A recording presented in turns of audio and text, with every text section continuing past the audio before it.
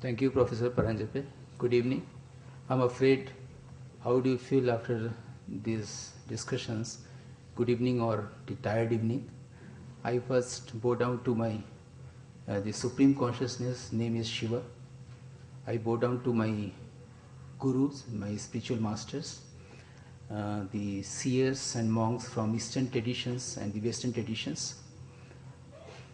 I am thankful, rather grateful to NIAS, especially Professor Sangeeta, Professor Srikantan, and, who is impeccably active inside and outside the auditorium.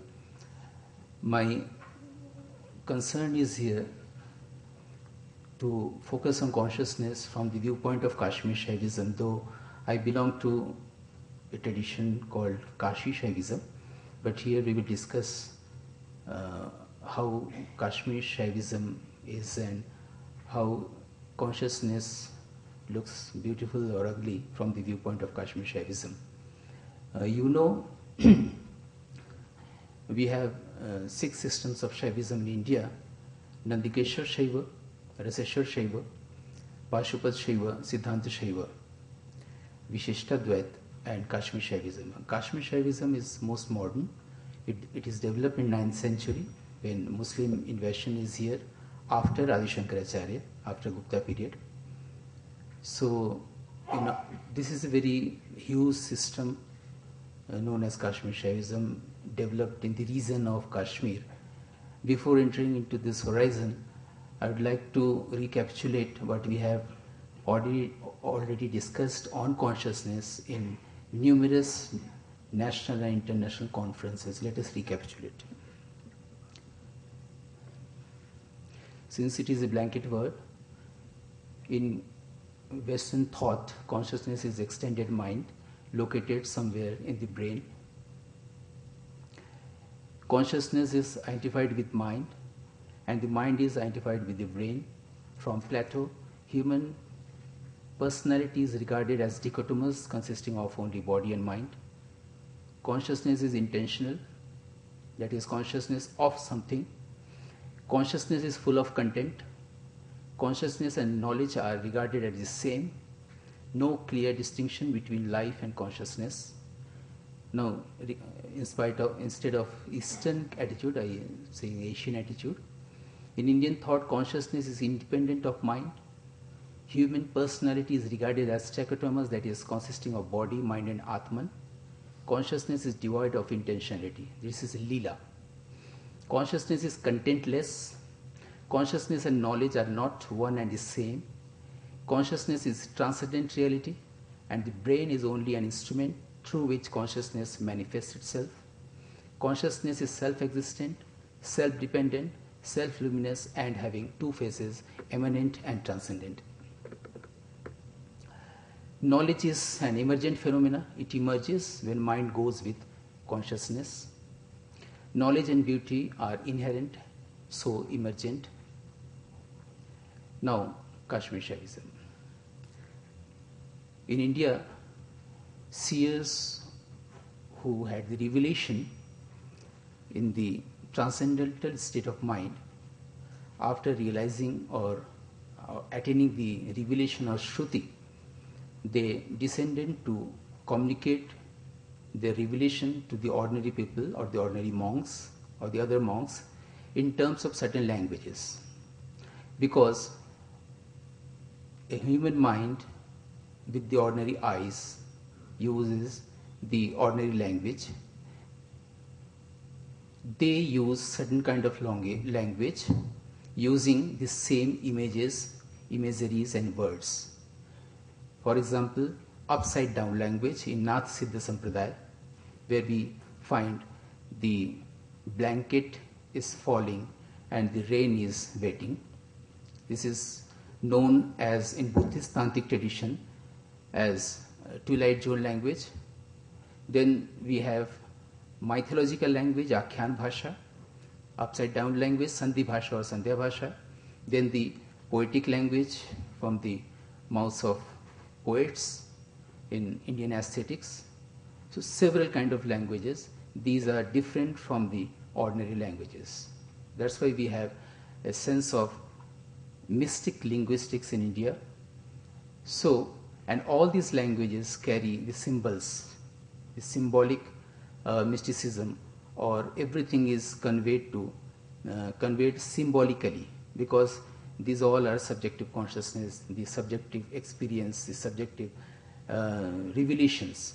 So in order to communicate, they try to use the language called mystic language, or the coded language, hidden language one has to decode. So in order to convey the entire system of Kashmir Shaivism, we must know the technical terms from Kashmir Shaivism. In crux, it says that all we are Jiva, the individual souls, who has forgotten that we are Shiva, the Supreme Consciousness.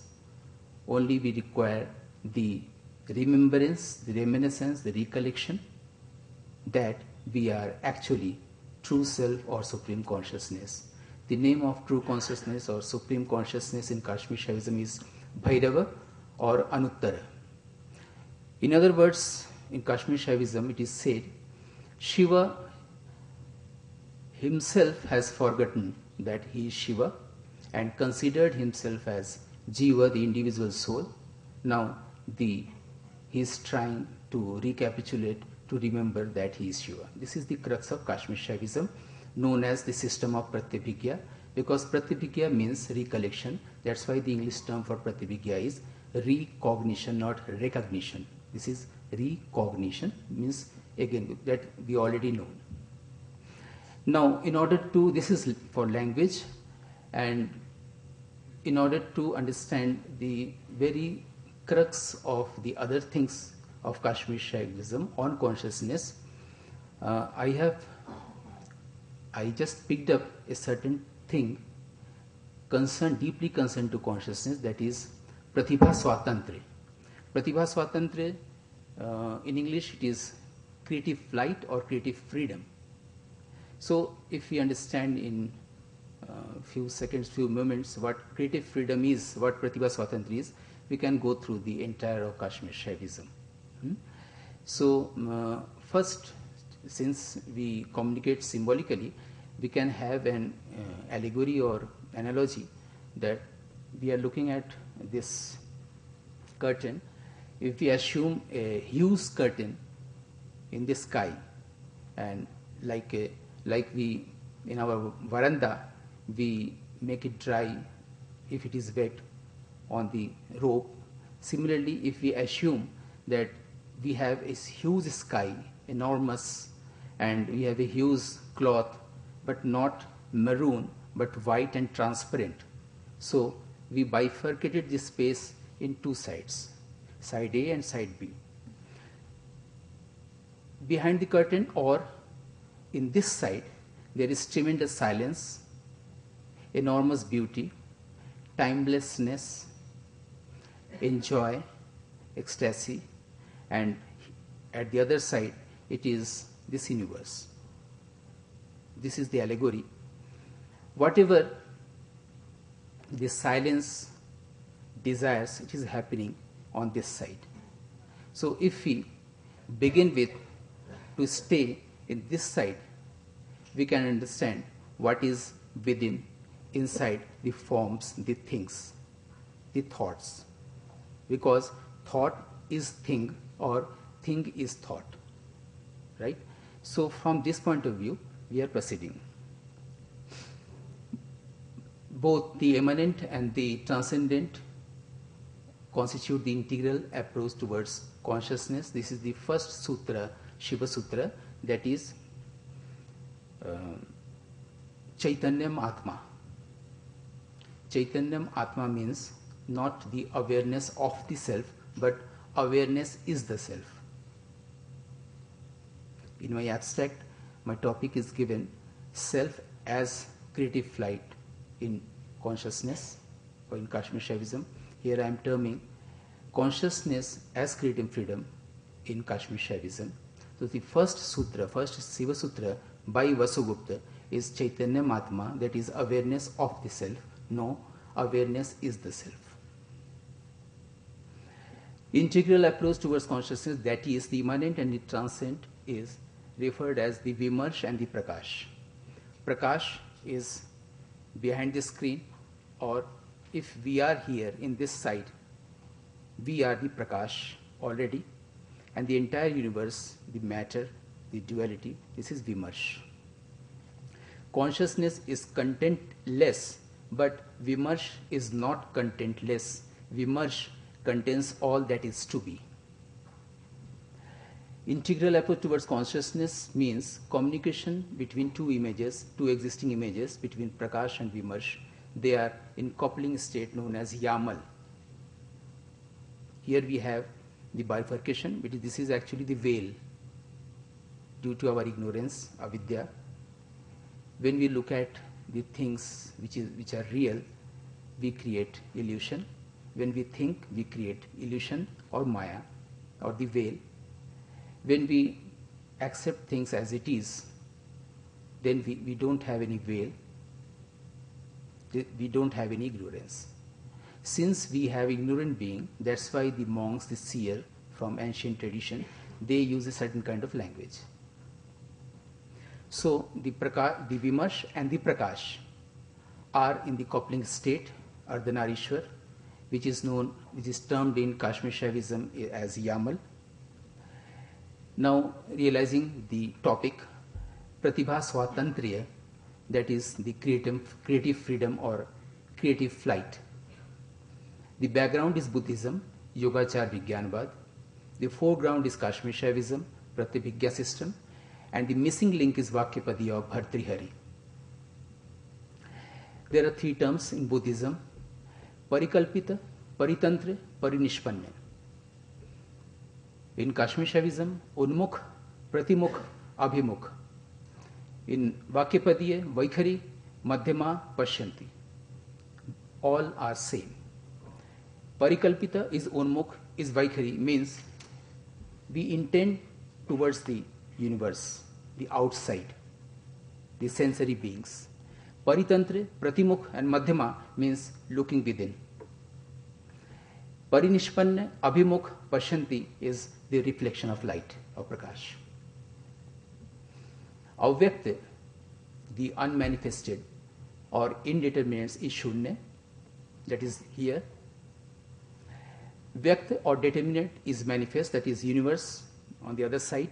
The real is indeterminate. Vikalp or thought form or thought construct imposed on real is avidya or ignorance. Viewing real through thought form is avidya. The imputed aspect of appearance is parikalpita. The entire world of objects imputed on consciousness is therefore essentially unreal.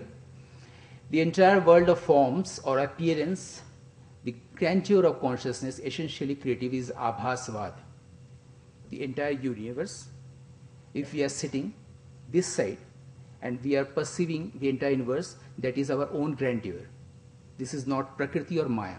Prakriti in the sense of Sankhya, that we have to liberate it, we have to withdraw our senses from Prakriti to be Purush. This is not in the sense of Shankaracharya Advaita Vedanta, that this is Maya, we have to be scared of. This is the entire universe, the Vishwa, is the grandeur of the same Prakash, same supreme consciousness. Both are in the coupling state known as Yamala. In Buddhism, Nam is within, Roop is without. In Kashmir Shaivism, consciousness is within, is immanent, not empirical. It is Prakriti, Vishwamay, full of content. The Vimarsh aspect contains all. Parinishpanna of Buddhism is absolute reality. Pratibha is the reflection of Sphota. I will discuss at length what Pratibha is. The recollection of the unmanifest, the recognition of Shiva, the revelation of Anuttara, the absolute reality. The term for the absolute supreme consciousness is Anuttara.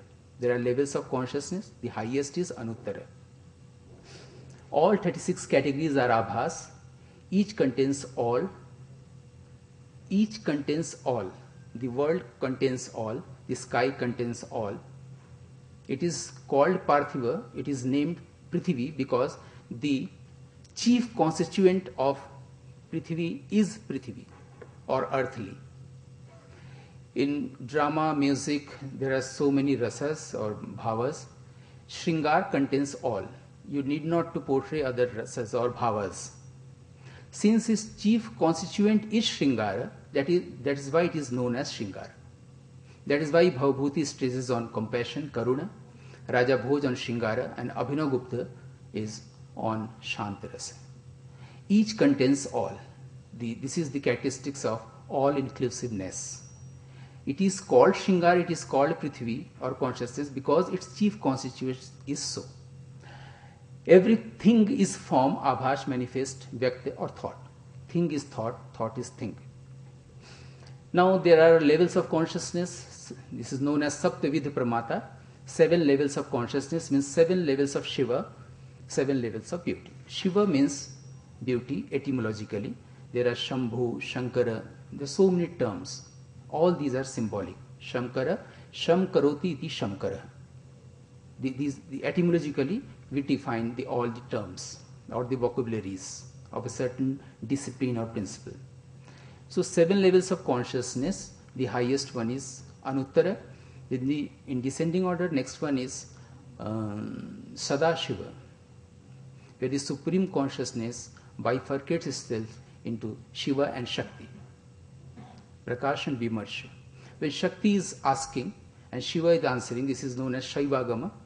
When Shiva is asking and Shakti is answering, that is known as Shaktagama. Similarly, Radha and Krishna, Pancharatragama, we have 28 agamas, Shaivagamas. My first Guru, Pandit Gopinath Kaviraj ji, he first introduced these things at length, that Arjuna is our questioning mind and Krishna is our answering mind. Similarly, Nachiketa and Yama, Yudhishthira and Yaksha, and all the dialogues. We find all Indian texts are written with the divine beginning, and the other characteristics is it is written in dialogical form, because by dint of our questioning mind and answering mind.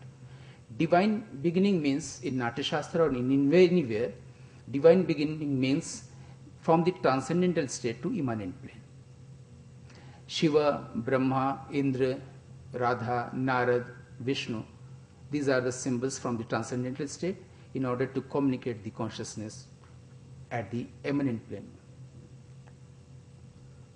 The essential nature of Bhairava is Chaitanya. Bhairava is the technical term for Shiva in Kashmir Shaivism. The essential nature of Bhairava is Chaitanya. Chit, Chaitanya, Chetana. The main characteristics of Chaitanya is Swatantra, absolute freedom, reveals itself in Ichha, Gyan and Kriya.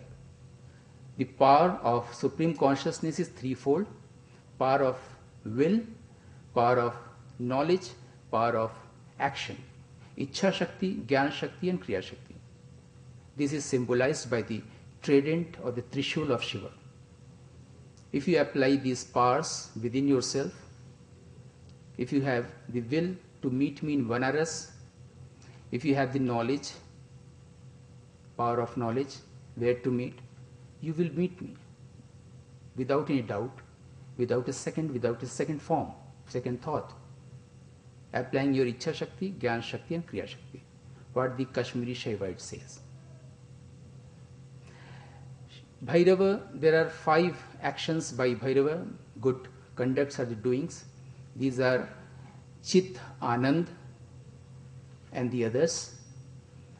5 faces, we can find 5 faces of Shiva, Panchamukhi Shiva in India, throughout nationwide. 5 faces of Bhairava is creation, maintenance, destruction and 2 more. Srishti, Samhar and Sthiti. Srishti's creation means manifestation from this side, this universe, the grandeur. Then the maintenance of the manifestation. Third one is dissolution of manifestation, which we call death. Fourth is concealment. In the nature we find self-concealment. It conceals so many things. And at the same time, finally, it is self-revelation, the 5th phase of Shiva or Bhairava. What is concealed is to be revealed. all the time in this universe, this process is going on. Manifestation, maintenance, withdrawal from manifestation, concealment and revelation. Revelation is called, in Kashmir Shaivism, grace, anugraha, shaktipat. Most of the time you are in the dais, on the podium, and you are forgetful. Everything is lost. That means the concealment of Bhairava. And suddenly some flashes, that is the revelation, that is the grace, kripa. These are the 5 faces of Shiva or Bhairava. Now the Pratibha. Pratibha is the ever creative force within us. We are discussing Pratibha Swatantre. Pratibha is ever creative force. Pratibha. Pra means from the background, from this side. Pratibha, yeah, I know. Pratibha, Pratibha, Pratyabhigya. The definition of Pratyabhigya is Pratipam Jnanam Anen Atmabhimukhen Pratyabhigya. Pratipam Atmabhimukhen Jnanam Anen iti Pratyabhigya. Prati means from the background, from this side. There is ecstasy, speechless silence, tremendous silence, Satchidanand. Here we are, and we are projecting ourselves from within this universe, the grandeur. And this Pratibha is actually Atman in terms of Acharya Abhinavaguptapad. Pratibha Swatantra means when we are free from our visible memory. So let us, in few words, in few terms, let us discuss what we have. Memory, human brain possesses 2 orders of memory. 2 orders in terms of David Bohm's implicate order. Human brain possesses 2 orders of memory. Visible memory, what we visualize. Invisible memory, what we cannot visualize, but it is there. It emerges like sudden flash of consciousness. Another Shiva Sutra is Udyamo Bhairava. Scholars like from Mark Dyczkowski to Sri Ravi Shankar, they misinterpret this term Udyam.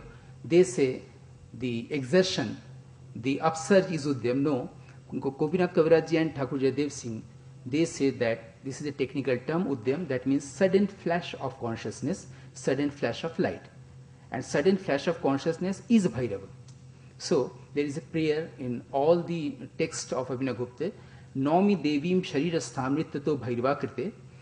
And lastly, there is a one word, Pravini Meg Ghanavyoma Vidullekha Vilasini. If there is a cloud full of rainy water and the sudden lightning is there, that is Pratibha. That is Shakti of Shiva.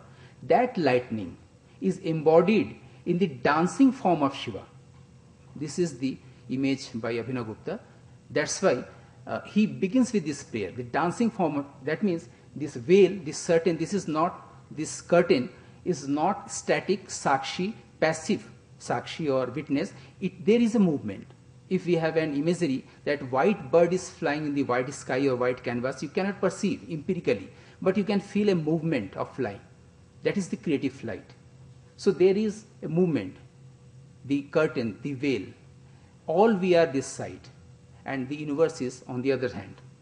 So the Pratibha, the sudden flash, the creative flight is there. That is the Shakti embodied in the dancing form of Shiva. It is dancing. There is a movement. That is one step ahead from the Vedantic view. Udyam is sudden flash of light, is Swatantra, is actually invisible memory. Is Pratibha, the ever creative force, is Pratyabhigya. There are some other things, Samanadhikaran and Sadharanikaran in Indian aesthetics, explained by Abhinavagupta when he commented upon Natya Shastra. These are other Shiva Sutras. Nartaka Atma, the supreme consciousness, is dancer. Rango Antaratma, the field is the stage where he dances. Prekshakani Indriyani, our senses are the spectators. On the basis of these sutras, from the viewpoint of Kashmir Shaivism, Acharya Abhinavaguptapad, he commented upon Natya Shastra on acting, where he says one should act through the limbic system, not from the head, because when it is, head takes time, but body reflects in no time. There is a body wisdom.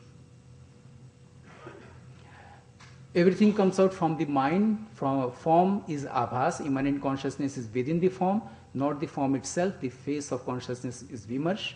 His unmukta, his intentness to create, this is manifestation. So when we are in between two existing images, there is a in Yogaj Marga, there is a text from Kashmir Shaivism, Vigyan Bhairava. It deals about 112 yoga methods are there. One of them is if we have two images and all images from our own chit, or our own mind. This image is also from Shulva Sutra, Ishyan Chitta, and there are other Chitta described in Shulva Sutra like Shamshan Chitta, Prag Chitta, Drona Chitra. On these, Bharat Muni developed the idea of auditorium. These are Trayasha, Chaturasha, Vikrishta, that is the triangular, rectangular, and the square. So if we imagine, if we have two images, one is from the Shyan Chitra and another is, if you consider it, this is the Shamshan Chitra, and if your eyes move from this image to this, and at the same time, if you stop in between the two images, your all senses turn inwards to move this side. This is the crux of Kashmir Shaivism. Thank you.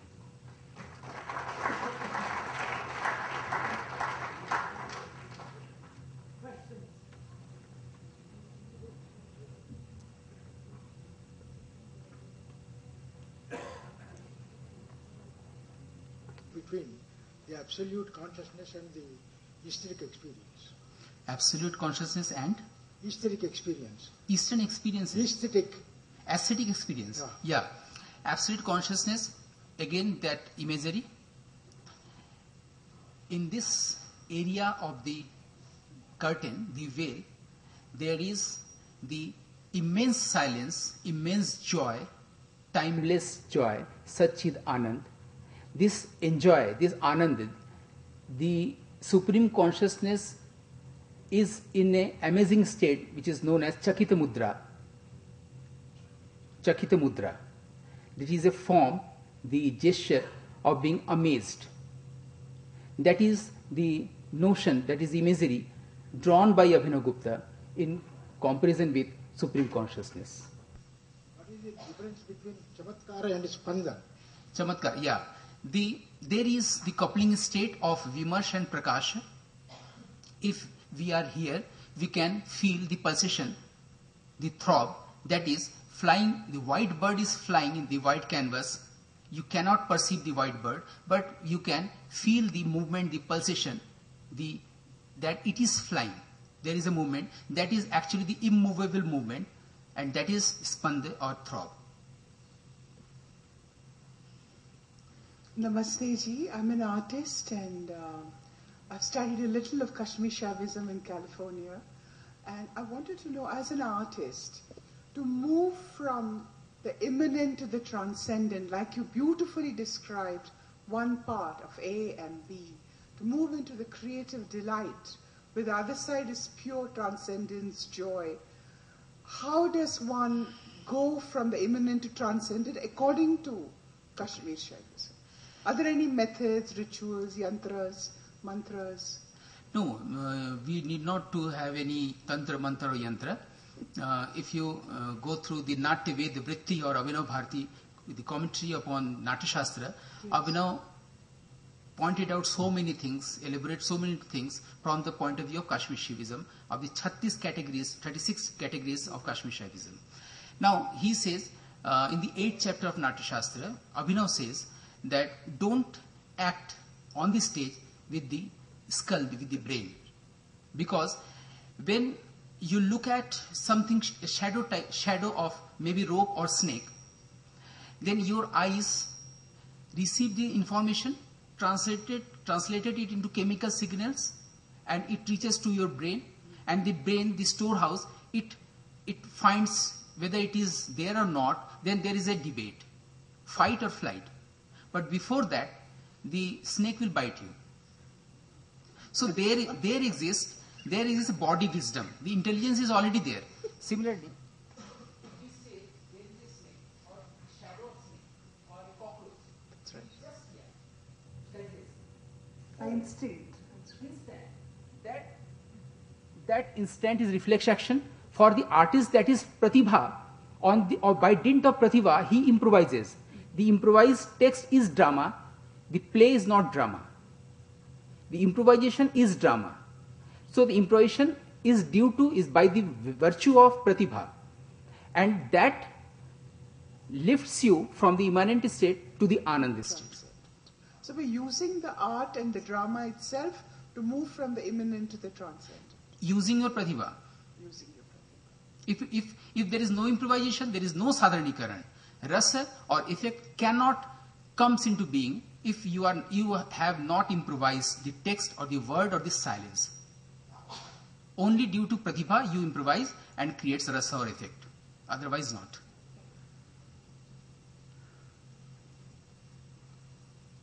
I've always found if I understand it rightly, the initial manifestation from the unmanifest to the manifest in terms of Shiva and Shakti, which, if I understand it rightly, is something like witness consciousness on the one hand versus power energy. Is that right in terms of the interpretation of Shiva and Shakti? Right. What I found very interesting about that is that, and I'd be interested in your reflections, is that in some ways that separation right at the beginning arguably reflects the problem of finding, if you like, a power energy manifestation for phenomenal consciousness in its relationship to normal human functioning in the brain. So there is a kind of parallel there, which if that's right, would be a direct consonance between something that is arrived at independently by certain strands of Western thought and that ancient strand of Eastern thought. In regarding to the question, I would like to tell something, that if we want to know what death is, we need not to die. And if we want to know what is after death, we need not to die first and then know everything, what is after death. We can have the same all experiences, what death is, what Shamshan Chitta is, and what is after death, while we are functioning in this human body. My humble request is, sir, in concern with your observation, that shift yourself this side. This is very simple. Not behind the curtain or behind the veil. If you are this side, if you are considering with this concept that we are Nitya Shuddha Buddha Chaitanya, ever creative, free, ever free creatively or ever creatively free consciousness, then only you can see the entire grandeur. Then veil does not exist, and then only you can find that you are hidden, you are within the all forms, categories in this universe. Consciousness is talking with the consciousness in plural way, and you can find all the epistemological problem, ontological problem, problem of evil, everything you will get if you begin with this side. I have a question. I think if I got it right, you said about Kashmir Shaivism being beyond or higher than Vedanta psychology. I would like... No. Okay, what was the word? Then I missed it. And the whole idea of, Bharat Muni creating this fifth Veda and the importance of creation in Indian philosophy. No, Bharat Muni, he created Veda by his own revelations from the transcendental state, where he says Brahma first witnessed the drama, that is pure dance, Shuddha Nritya, which is Tandav. Tandav is not Raudra Roop or the anger form of Shiva or the Bhava. Tandav means the pure Nritya, Shuddha Nritya. Then Shakti, his grandeur, added the dance that is known as Abhinay or Nritya with emotion. Shuddha Nritya, pure dance, the cosmic dance, and then the Abhinay, Lasya, It is called last. And then it is the coupling state of Shuddha Nritya, and Nritya is drama. This is what Bharat Muni described. Abhinav, from the point of view of Kashmir Shaivism, he described this as one step more. One step more. That's what I was interested in. Yes, one step more. That is, if it is constituted by 4 Vedas, with the essence of 4 Vedas, that means what? I myself, Gautham Chatterjee, never find anything written in Rig Veda about text. Bharat says that we have taken text from Rig Veda, emotion, the bhav, the acting from Yajurved, music from Samved, and rasa from Atharved. I myself gone through the entire text, the entire verses, and the entire 6,000 verse Sahasra Samhita of Natya Shastra, and the Dwadash Shastra Sangrita, the 12,000 verses from Natya Shastra. I never found any detail of text, action, or effect in Vedas. Now Abhinav helps me. If we say a sentence, a dialogue on the stage, we have to apply the Rig Veda, the essence of Rig Veda. That means there must be the exact meaning of the dialogue. You have to convey the meaning. That is Rig Veda, the essence of Rig Veda. You have to apply the bhava of the every words. In this 15th chapter, Bharat says, one cannot feel if there is no word. One must have the word in order to feel. Word is prior to the feeling. That's why Abhinav says, in order to deliver your dialogue, you must have some feelings of the dialogue. That is the essence of Yajurved. Then there must be an ascending and descending, that is Samved music. And finally, you have to create. You have to create effect, the essence, the rasa. So all 4 Vedas are there.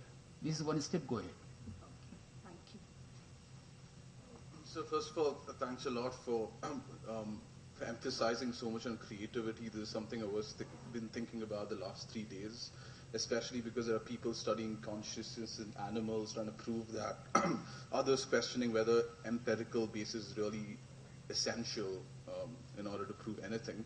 And so there's this book by Edgar Allan Poe which described like the beginnings of the universe, rather, which was his creative imagination, and telescopic findings now are still completely attributing all those ideas in that book to like discoveries we're making now. And there was a simple thought experiment over there, is like, which we all can try out right now, is visualize a point and then increase the locus of the point to make it a circle. You can see the circles becoming bigger and bigger in your head as I speak. And finally, if I ask you to imagine an infinite circle, you straight away see that your mind is making it a finite volume. Maybe it's an infinite circle, it's assuming a finite volume. And I feel it's almost become essential for us to like have a finite representation of things, like physical constants. I don't know how many physicists use right now, become essential to really have mathematics progress. And on the other hand, you have Eastern philosophy, which have constants like number of levels of consciousness, or everything is like, again, like limited. And I feel like whether it be a monkey learning how to make a tool without really going to school, or a human being really creating something, as you said, this creativity entails thinking out of the box. And these flashes of creativity, which I think happen to everyone at some point in life, are like could quite be the keys to like what is this fluent extrapolatory expression of the self and replication of the self and into like creative expression and inventions, which could be a key to consciousness. And of course, borrowing from various creative disciplines, be it creative Vedic philosophy or physics or science, I feel everything is now becoming a point of creative expression, where there is like some amount of truism in everything. My answer is silence or tranquility. Silence is the best eloquence. It speaks fluently. Thank you, sir, for your presentation. So I just wanted to ask you, we've known a lot about the Advaitic experience. I want to understand about the Kashmiri Shaivism. What is the experience when you see the world as the dancing Shiva? For example, with the Advaitic one, you see that there is a certain non-changing, all of that. But you see that the world is moving, but there's no real, in a sense, substantial reality to the world. So with Kashmiri Shaivism, when you have that experience, what would it... If it is experiencing, it is dancing, then you must have the term experiencing, as J. Krishnamurti used to say, not experience. Dancing, you are experiencing as well, like a dancer. Dance is there when he or she is dancing. Yes. If he is not dancing, dance is not there. The dancing itself is experiencing in the moment eternally. So if you shift yourself here, which is eternal, timeless, then you will not think in terms of time. Past is thought is time. Thank you. I have a very small question for you. Somewhere during the course of your talk, you mentioned act through your limbic system, and not through your mind. And I would like you to elaborate on that point, because consciousness is cessation of the mind. Would you please elaborate on that? I think I demonstrated that already. I already demonstrated that. When there is a certain kind of fear is already inherited in your body, and wisdom is already inherent in your body.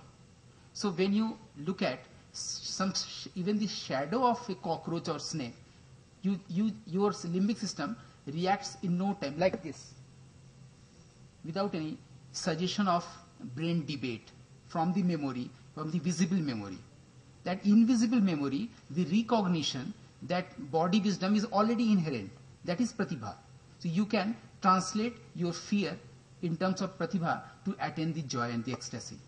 That is the commentary by Abhinavgupta on Natya Shastra in the chapter 8, 3rd and 4th and 5th and 6th verses. Would this be applied to your cessation of mind in going to consciousness? Cessation is mind is, I think, this is a nonsensical thing. No mind is very positive thing, but cessation of mind, I cannot imagine that kind of any. Because I can imagine in terms of Abhinavgupta, the magnum opus of Abhinavgupta is Tantra Lok, and the digest of Tantra Lok is Tantrasar, where he gives an imagery, Atma Prakasho Purusha. Atma, or the self, or the consciousness, is the form of light. How you can visualize? Thank you for your conscious sharing. Thank you very much, Professor Chatterjee.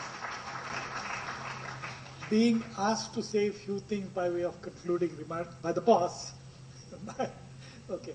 I would like to share a few thoughts, reflections of mine in relation to the presentation so far.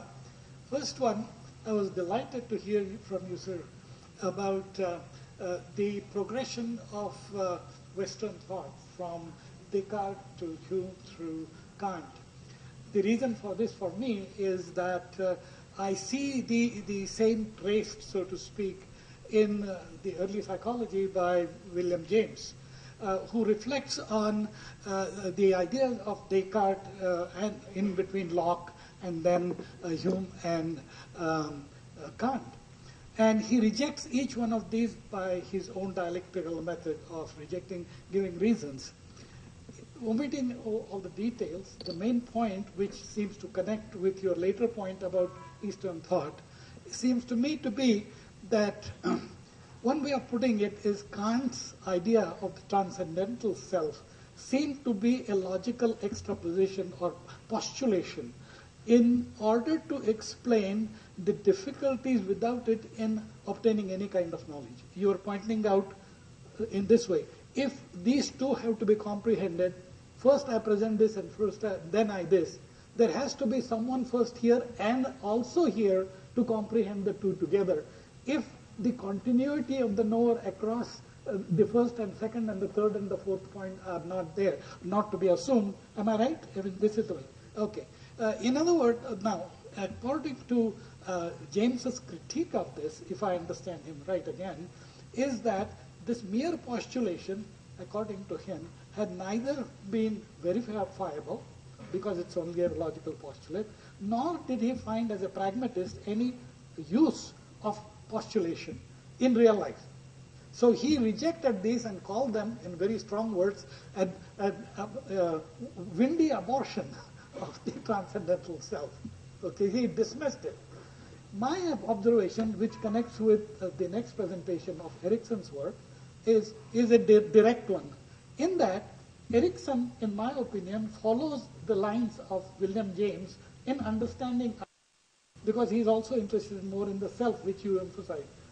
And then the one thing that I would like to point out in this regard, he, however, you referred to 1968, so identity and the life cycle. So identity and youth. So in it he points out that regardless of what he calls the psychosocial identity, which is the experiencing of continuity, there is something beyond it which he calls the center of awareness and of volition. And of volition is important because that connects with Kantian, not the pure reason, but of practical reason, because it has the moral implications. I don't want to go into details. What seemed to happen is that with Erickson's emphasis on social being, what you pointed out, the issues of identity politics as gender politics or ethnic politics or national politics, that becomes relevant as a crucial social issue, not so much of an existential issue for individual human beings. That seems to be the transition. And you, sure? The point of practicality, I think, is essential and profound. In less than 1 minute, I'll say two things. One, as one gets established in this, then the attachment to the different creative and created and changing self-identities becomes more fluid. And the ego boundaries that people strangle themselves with and create wars over, they diminish in their power. Secondly, the dynamism of all action, I firmly believe, is in this experience because its nature is pure satisfaction and the template for action is there.